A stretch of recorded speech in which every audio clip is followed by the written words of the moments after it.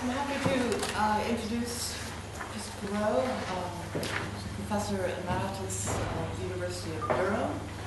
He is the translator and commentator on Plato's statesman. Oxbow, okay, and also of a collection of important papers on reading the Statesman by Academy of Fairlaw. He is also the author of Plato and the Art of Philosophical Writing, and currently working on a translation of Plato's Republic for Penguin. Yes, I'm replacing the old Desmond Lee translation. And today he will give a talk entitled The Statesman and the Best City. Thank you. It's quite extraordinary how Professor Ricken's paper ends with precisely the two questions that I'm addressing in my paper. This was not planned. Entirely fortuitous. And I should say that there are very large areas of agreement between Professor Ricken and myself, despite our lively discussion at the end of his paper. There are only really two areas of disagreement which we can perhaps come back to. One fairly major and the other a matter of text, the interpretation of one particular text which we were talking about. Right, I shall simply read my draft as you have it. The Statesman and the Best City, it is a draft. The Statesman in my title should be taken as referring both to the dialogue of that name and to its subject. My paper begins from one small puzzling passage in the Statesman and then broadens out into something larger. The passage in question, which I failed to understand when I was writing my commentary in 1995, the passage in question runs as follows in the translation as it emerged in 1999. Tell me, given that this constitution we have talked about is in our view the only correct one, do you recognize that the others ought to employ the written documents that belong to this one, post aute sum gramercy chroma nas, and save themselves in that way, doing what is now praised, although it is not the most correct thing to do? The puzzle lies in the suggestion that the other constitutions, ought to employ the written documents that belong to the one we've talked about. How can other constitutions employ documents, presumably written laws, that evidently do not exist? First, because the constitution they are supposed to belong to has never yet existed in fact, or if it has, is certainly not readily available as a model for anybody to copy. And secondly, because even if it did exist anywhere and was available as a model, one of its main features has been said to be that it would itself not employ written laws. First of all, some glosses, some other points about my target passage for the sake of clarification. First point, the constitution we have talked about is the one under which, quote, the wise and good man will govern the interests of the ruled, or what belongs to the ruled, top tone apomenon, not by putting things down in writing, but offering his expertise as law, where those able to rule in this way would offer the strength of their expertise as more powerful than the laws. And there is no mistake, is there, for such wise rulers, whatever they do, provided that they watch for one great thing, that by always distributing to those in the city what is most just, as judged by the intelligent application of their expertise, they are able both to preserve them and, so far as they can, to bring it about that they are better, that they become better than they were. That is, yes. Second point, by way of explaining my glossing my target passage. What is now praised, although it is not the most correct thing to do, is, as the visitor from Elea now explains to Socrates' young namesake, sticking closely to the established written laws without exception. That is what is now praised, although it is not the most correct thing to do. This, the visitor says, is a second best. That is, in the very case that a city is in fact employing the written documents or laws belonging in whatever way they are supposed to belong to the constitution, run entirely by a wise and good individual or individuals. He goes on to expand on the reason why this is only a second best and not the most correct thing to do. Namely, because the sensible thing when one is running anything, whether a ship or a doctor's surgery or a city, is to allow for changes where expert research shows that these will be for the better. Parenthesis, but sticking to the law is still preferable to our having laws changed by people who are totally ignorant of the true principles of statesmanship. That's why it's the next best thing to direct rule by the true, wise statesman, able to respond to the needs of any moment or situation. Third point, by way of explanation of my original passage. This second best solution breaks, or at any rate varies, the main principle of the first best solution, as the visitor acknowledges.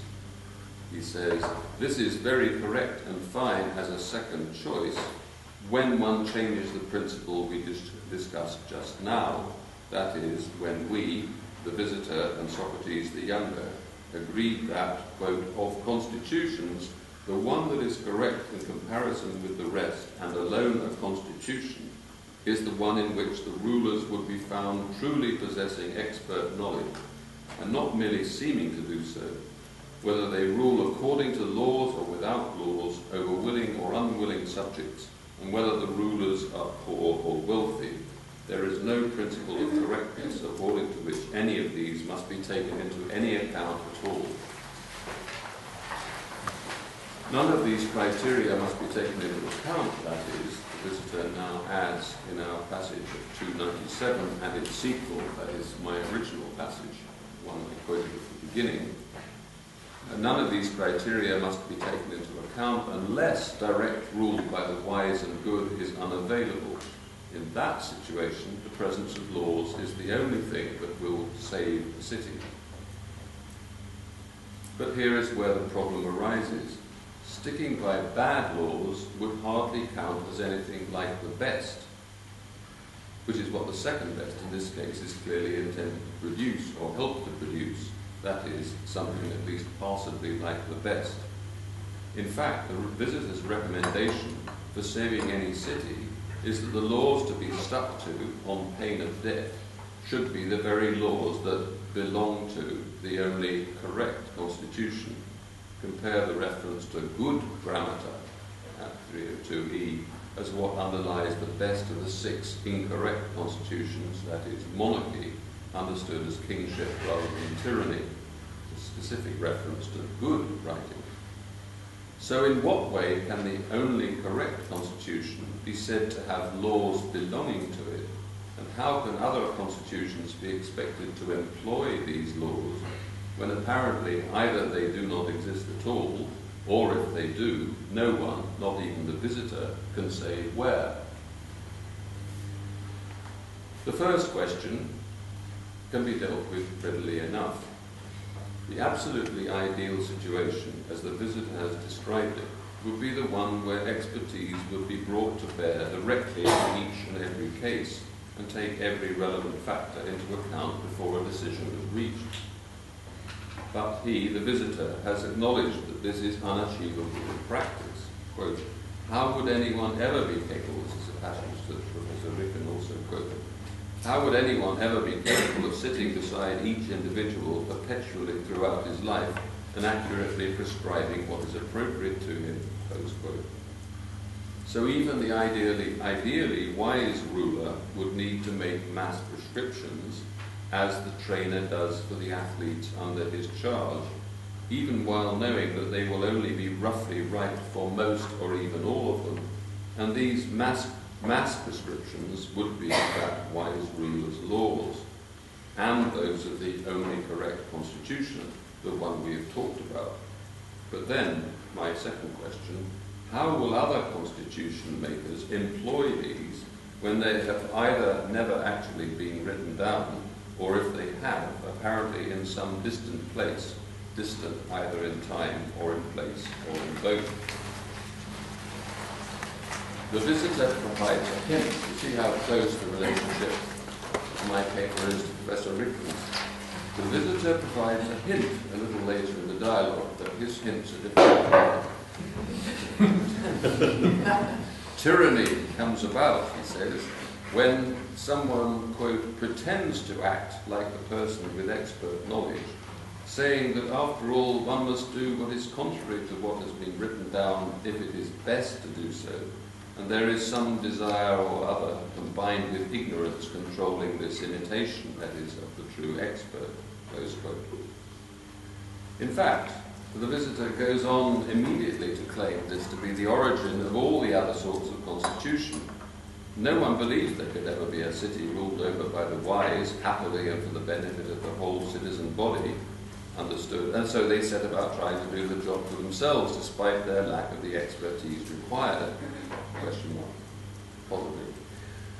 Quote, as things are, when a king does not come to be in cities as a king bee is born in our life, one individual immediately superior in body and mind, it is necessary, so it seems, for people to come together and write things down, quote, chasing, continuing quote this time with emphasis, chasing after the traces of the truest constitution, meta theon pas tates alethestates politeas ichne. It is not that they will somehow take over the laws of the truest constitution en bloc, though it would be a wonderful thing if they could. Rather, they will aim at them and get as close to them as they can. To be properly saved, perhaps, they would need to employ them en bloc. That will, I think, be enough to close the apparent gap between my starting passage at 297 and the present one at 301. Now, on any ordinary assumptions, this will not help. Granted, that is, aiming at them, this will not help by way of solution to our problem. Granted that the standard is set by the true constitution, how can others be aiming at it if they don't recognize it in the first place? Why won't they simply decide for themselves what they should aim at? And isn't that in fact what they do?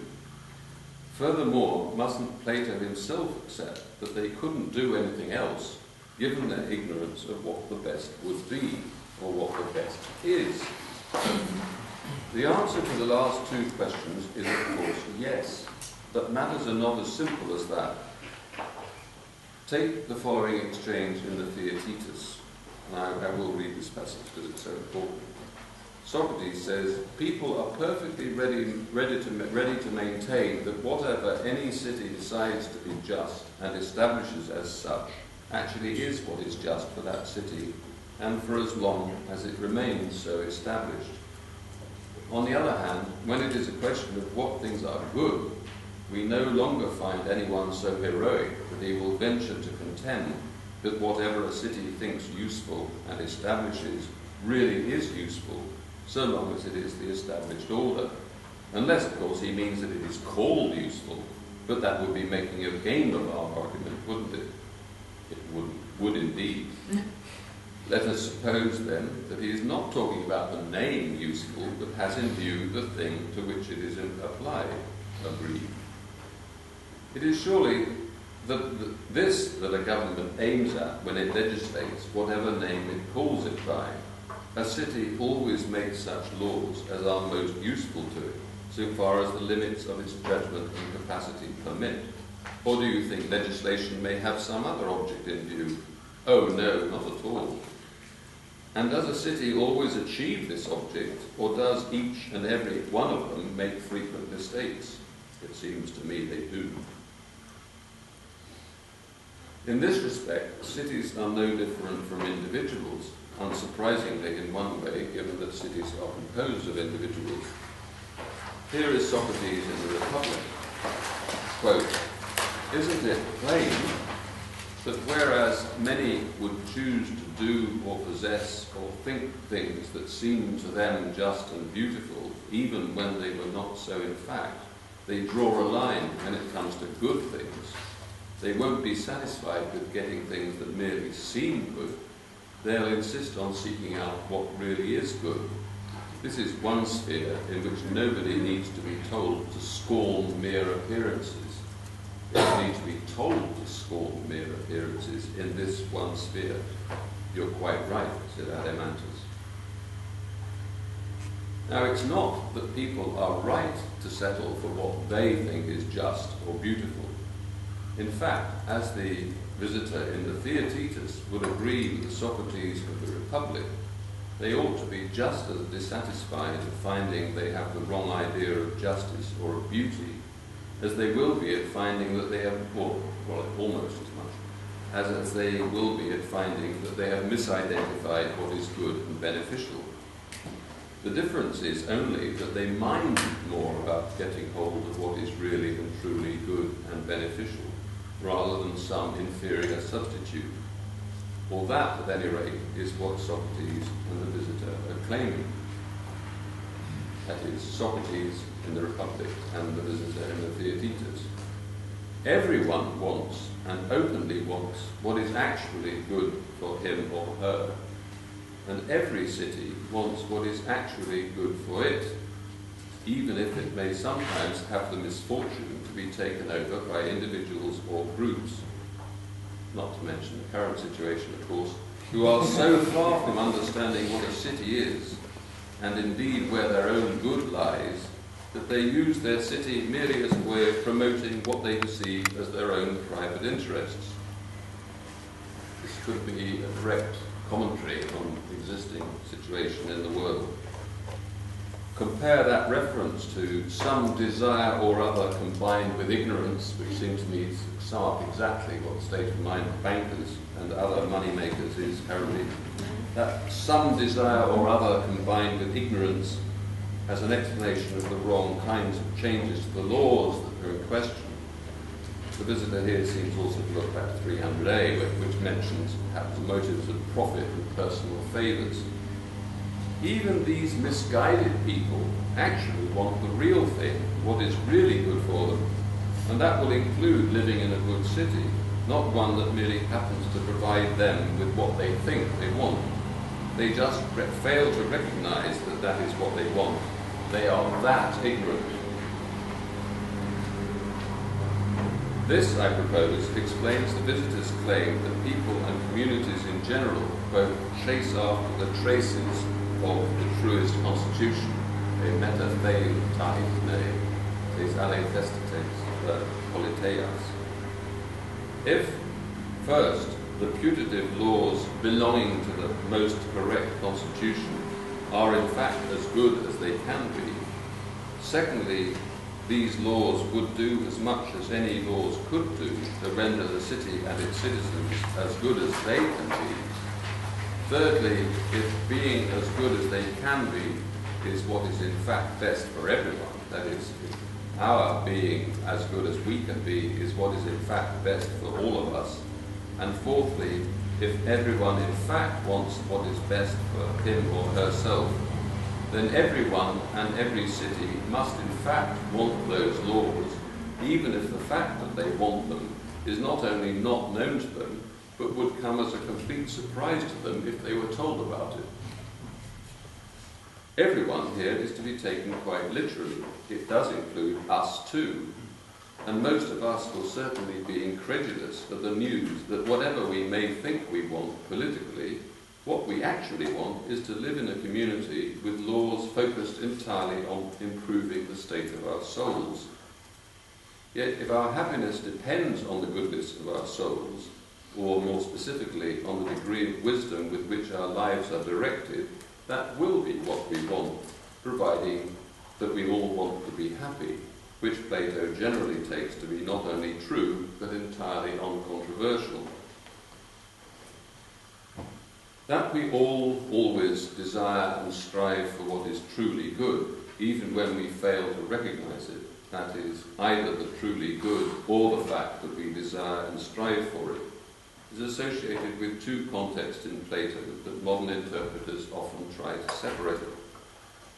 It is associated firstly with the set of ideas typically described as Socratic intellectualism, according to which, to cut a long story short, desire for our real good is, as it were, hardwired into us, and we go wrong only because we form false beliefs about that real good.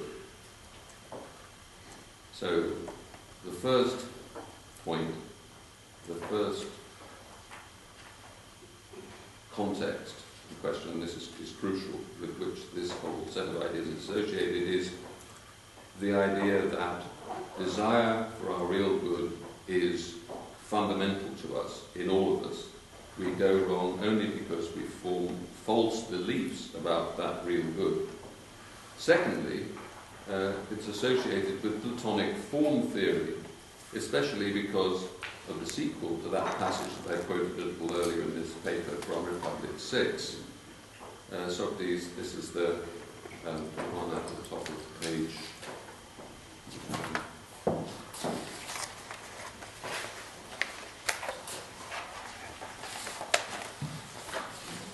My pages are not numbered on top of the last page, that's easy, right? Socrates there is in the process of gradually introducing the greatest object of study, the form of the good. Okay, so now I do repeat the passage. Go and find it.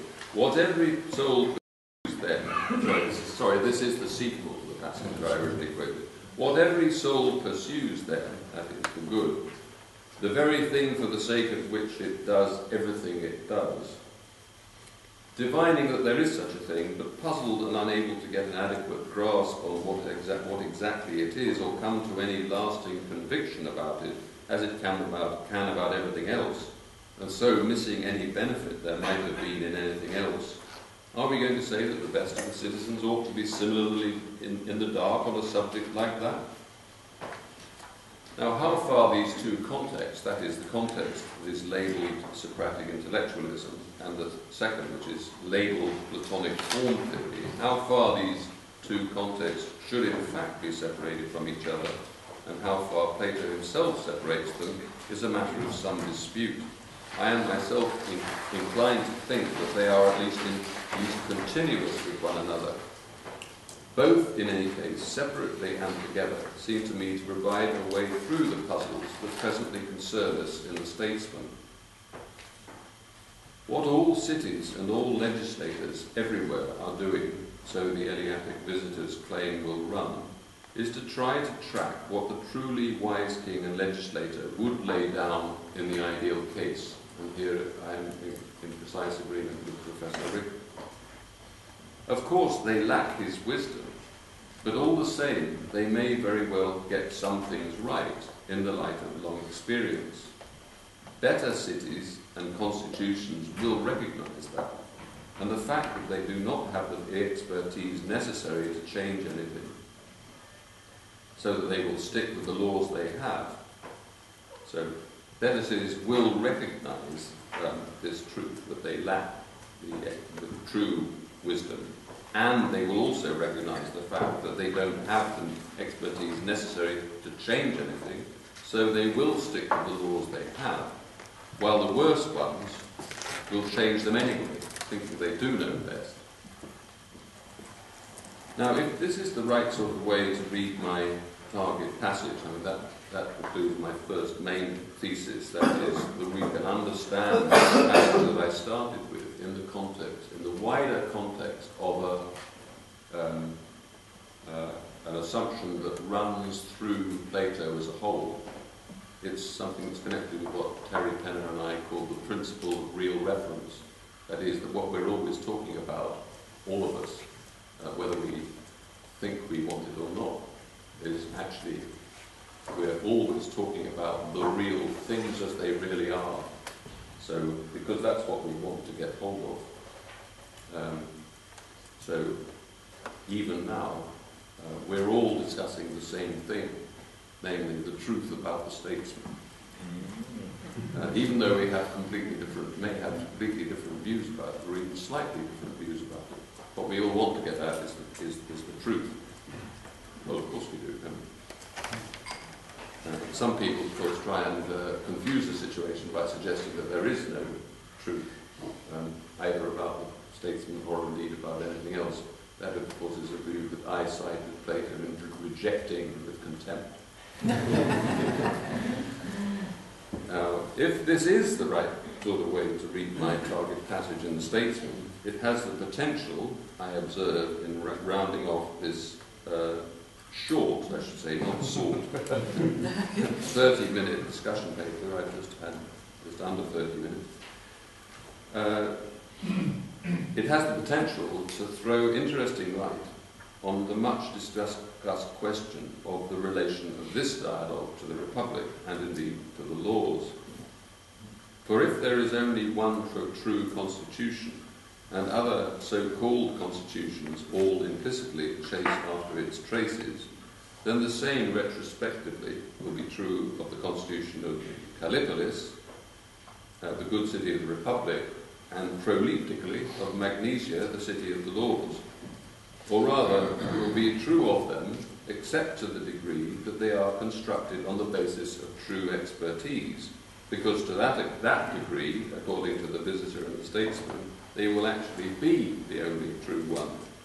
Quote, Visitor, any individual whatever, or any large collection of people whatever, for whom there are actually written laws established, who undertake to do anything at all that is different, contrary to these, on the grounds that it is better, will be doing, won't they, the same thing as that true expert? Absolutely. Well then, if they were to do such a thing without having expert knowledge, they would be undertaking to imitate what is true, but would imitate it altogether badly. But if they did it on the basis of expertise, this is no longer imitation, but that very thing that is most truly what it sets out to be. I agree absolutely, says the young Socrates, I think.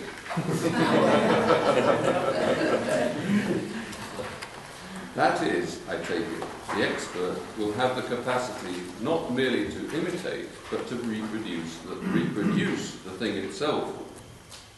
Old Socrates himself, of course, ought to deny that he was any sort of expert, but from the point of view of the statesman, he surely is one. The description in 299 BD of the fate of the researcher who's killed, judicially killed, for trying to find out the truth of things in a law-bound state, is clearly intended to evoke memories of no one except Socrates. And what about Gorgias 521, where in fact, astonishingly, Socrates does claim to be the only true statesman alive, apparently on the grounds that he is the only person around who shares that concern for the improvement of his fellow citizens, that statesman too makes the chief goal of the expert Polykos. And the Athenian in the laws too claims at least to have had a lot of experience in lawmaking and studied the field for a long time. It's right at the end of the laws.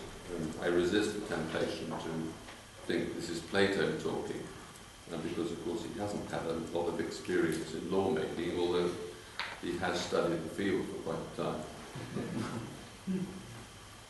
Republic and laws are perhaps both best thought of as attempts to describe the same one true constitution, differing only because neither the author nor his characters would claim to possess ideal, perfected expertise. As for the statesman, from its own theoretical or meta-theoretical standpoint, it too is talking about the same thing, the same city and the same constitution, the one that will be the best for all of us, and that we all therefore not only would wish for, if we understood properly, but do wish for. What the Politicus, the statesman, is not talking about is the Republic, any more than it is talking about the presumably not yet written laws. This could only be so, that is, the Politicus could only be talking about the Republic, if Plato had taken Socrates, Glaucon and Adeimantus to have got everything just right.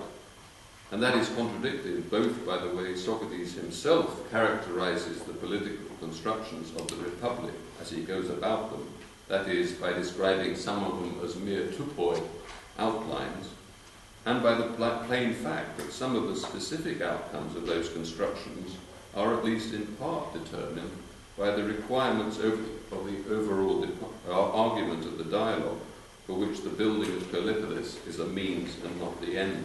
And I give two possible examples: the division of the city into three parts, and the proposal that philosophers themselves should rule, which is of course an idea that isn't found after the Republic, it seems. The constitution the statesman is referring to as the only and best is not that of Kallipolis, itself, so much as that of the city to which Kallipolis is an approximation. And that, I suggest, is the main reason why the statesman can seem so disconnected from the Republic, ignoring, for example, what Socrates himself treats as its most striking, even shocking proposal for the establishment of philosopher kings and philosopher queens. Much of modern scholarship has tended to see the differences between the statesman and the Republic, and the laws of the Republic, in terms of changes of mind. No doubt Plato did change his mind on some things, but the real reason why the statesman and the Republic appear to differ, where they do, is that Plato is approaching the same issues and problems from different perspectives and with different aims. What then becomes most interesting is the similarities between statesman and Republic and laws, not the differences, to see what survives from the particular context of the Republic to be carried forward into that of the statesman and laws, and what does not. And I just give two examples to end with. The idea that the true ruler will always and only be concerned with the welfare of his subjects. That is one of the things that does go on right the way through, obviously enough. And note what looks like a specific reference in the passage I cited earlier from Statesman 290-67 to the argument with Thrasymachus on this subject in Book 1. There is no mistake, is there, for wise rulers. This is a passage we've already been talking about. And then my second example of continuity is the singling out at the end of the Statesman of the problem of combining the more energetic and the quieter, the more courageous and the more moderate elements in society as the first and main task for the true statesman and his weaving, which picks up one of the central themes of Republic, Books 2 and 3, and I give a list of the passages absolutely central to those books. And there I'll finish.